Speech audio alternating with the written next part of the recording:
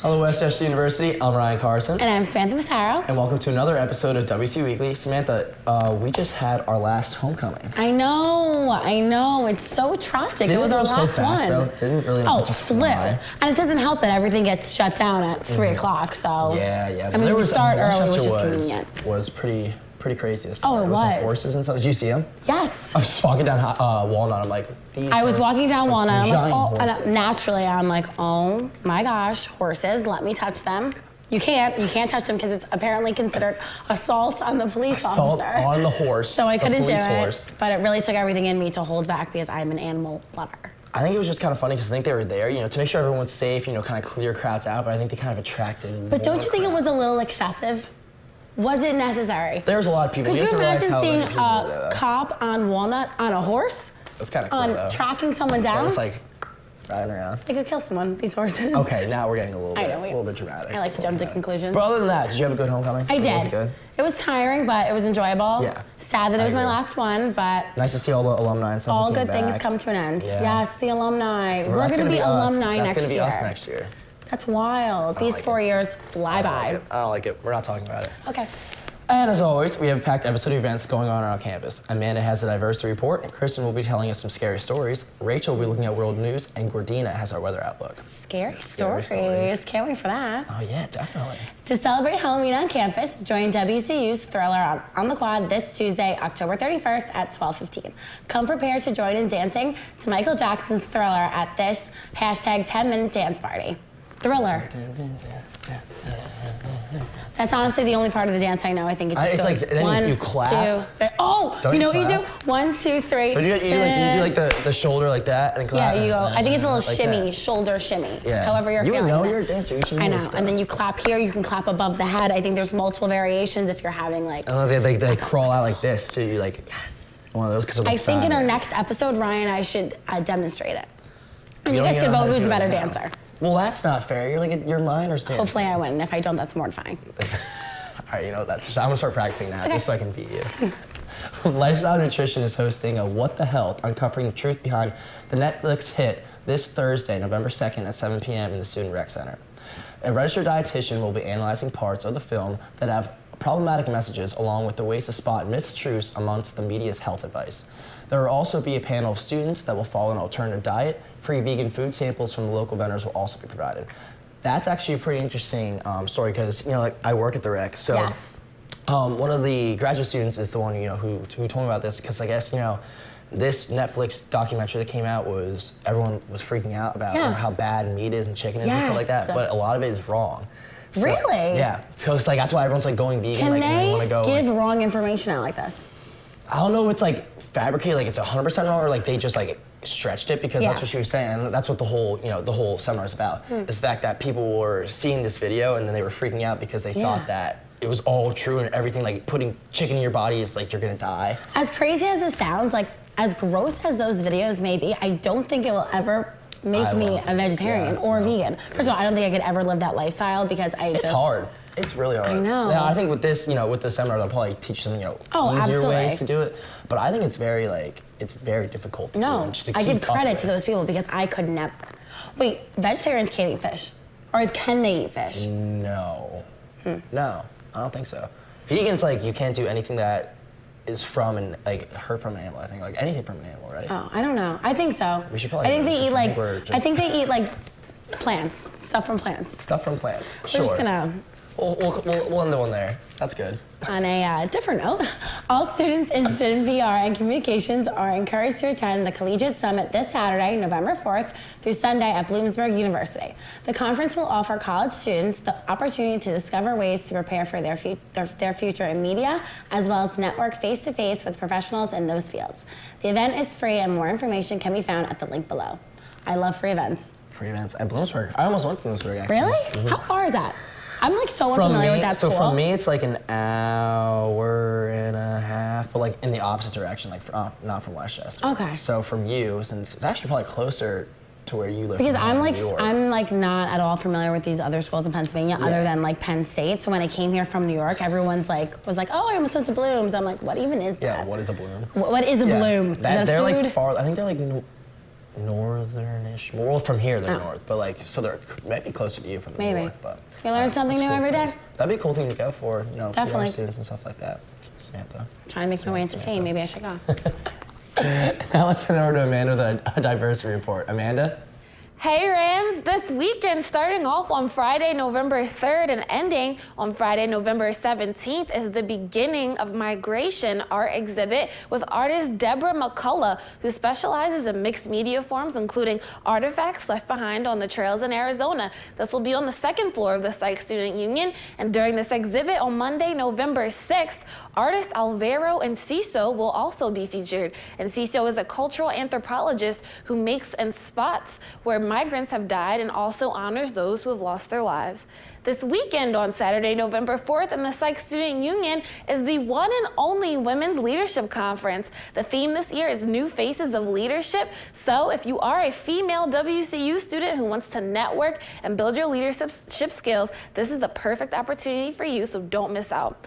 Then, starting off next week on Monday, the Center for International Programs is holding their International Education Week from November 6th to November 10th. And on Tuesday, November 7th, they will be having their International Student Country Expo from 11 a.m. until 2 p.m. in the Psych Student Union. During this time, the international students from WCU will showcase their countries through display. So if you happen to be in Psychs at this time, stop by. But if you're not, there will also be a display in the FHG library, so be sure to check it out. All events are free and open to all WCU students. Also, if you are a part of a multicultural or diversity-related organization on campus, please feel free to reach out to us using the WCU Weekly email. That's all I have for today. Thanks, Rams. I'm Amanda Lee. Some people would love to see a ghost, and others would prefer to just stick to hearing some ghost stories. No matter which side you're on, there are a few ghost tales to tell of Westchester University and the borough of Westchester. Beginning with our campus, Hollinger Fieldhouse is reportedly haunted by the ghost of a student. In the 1920s, a student named Drutz hung himself in the 4th floor stairwell of the Fieldhouse. If you're a fan of Iron Hill in town, think again if you're scared of ghosts. According to bartender Sean Lapp, rumor has it that the spot of the restaurant was a hospital during the Revolutionary War. One late night, he was alone doing inventory at 4 a.m. He started to hear unexplained noises such as chains clanking and voices. He said he sensed that he wasn't the only one there. Bartender Nate Carter confirms that when he was at the restaurant alone at 2 a.m., he heard footsteps and a chain being dragged on the floor. Moss Mexicali Cantina is rumored to be haunted as well. A former owner shared that many staff members have seen a woman in a white dress and a man in a top hat wandering around the bar. One manager has witnessed lights flickering on and off, has heard footsteps and clapping, and had a computer fall off a shelf suddenly when nobody else was around. Be careful when looking for off-campus housing if you're scared of ghosts. According to Chester County Paranormal Research Society founder Mark Sorrow, a house on Darlington Street has ghost activity. One of the many ghost stories he has to tell of the house is one of a brown tabby cat. Sitting in the house, Mark's brother saw a brown tabby cat standing in the doorway when suddenly the cat vanished. When telling everybody in the room what he had seen, one woman began to get upset. The cat described was her childhood cat. If you're interested in more ghost stories, you can borrow this book, Ghosts of Westchester by Mark Sorrow from the FHD Library. Happy Halloween, Westchester. Thanks, Kristen. This Saturday, November 4th, from 8 a.m. to 11 a.m. is Chester County's Color 5K at the Everhart Park. The event helps to raise awareness and funds to fight the opioid and heroin epidemic in Chester County. To register, visit the link below and use the coupon code WCU for $10 off. Very nice. And also, this Saturday, WCU Live is hosting Peter Gross at 3 p.m. In his popular live presentation, wildlife expert Peter Gross shares his exciting animal world, travel experiences, and timeless tales. He is best known for hosting the Mutual of Omaha's Wild Kingdom on Animal Planet.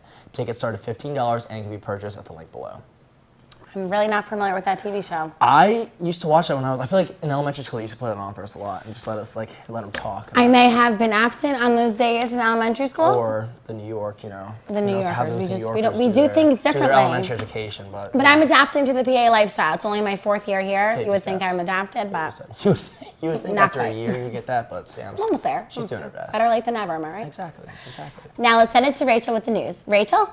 Thanks, Sam. Puerto Rico took steps to cancel their $300 million contract with Whitefish on Sunday.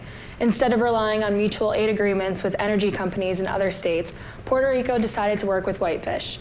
Whitefish is a small Montana energy company with only 2 full-time employees at the start of the job, charging unusually high rates, and is based in the same hometown as U.S. Interior Secretary Ryan Zink.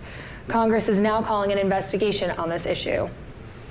Paul Manafort, President Trump's former campaign chairman, and his former business associate Rick Gates surrendered to the FBI on Monday morning after they were accused of money laundering and tax and foreign lobbying charges. According to Robert Mueller, former FBI director, Manafort laundered more than $18 million to buy properties and services. He, quote, used his hidden overseas wealth to enjoy a lavish lifestyle in the United States without paying taxes on that income. In addition, Gates is accused of transferring more than $3 million from an offshore account. Both Manafort and Gates are both being charged with making false statements. Navy authorities are looking into whether 2 Team 6 members were involved in the death of an Army Green Beret earlier this year in Mali. The Green Beret's death was ruled a homicide, but the military suspects that he was strangled. Shortly after his death, 2 Navy SEALs were reportedly flown out of Mali and put on administrative leave. They are considered persons of interest in this investigation, but no one has been charged yet, and the military refuses to comment on the situation. That's all I have for this week's World News. Now let's send it over to Gordina with the weather. Hi WCU, I'm back with another weather report, and I'm here with my man Skeletor. Tomorrow is Halloween, so I'm gonna need you guys to throw on your best costume and make sure your candy bags is packed. Tuesday will be sunny with a high of 55. Wednesday will be cloudy with a high of 53. Thursday will have some AM clouds and sun in the afternoon with temperatures hovering in the high 60s. Friday will be partly cloudy with a high of 72, and Saturday will be partly cloudy as well with a high of 59, and we will have showers on Sunday with a high of 60. That's all I have for this week's weather. Thanks, Cornita. Well, that concludes this episode of WCU Weekly. If you have anything that likes to be read on air or you'd like to get involved with WCU Weekly, be sure to email us at wcuweekly@wcupa.edu. Be sure to follow us on Facebook for segments, events, and much more. Until next week, I'm Ryan Carson. And I'm Samantha Massaro. Have a great week, Westchester. And an even better weekend. Looking into whether I say teal. Do I have to say seal? Because it says seal team. Read on air or you'd like to get involved with WCU Weekly, be sure to email us at wcuweekly@wcupa.edu. I want to go home. .com?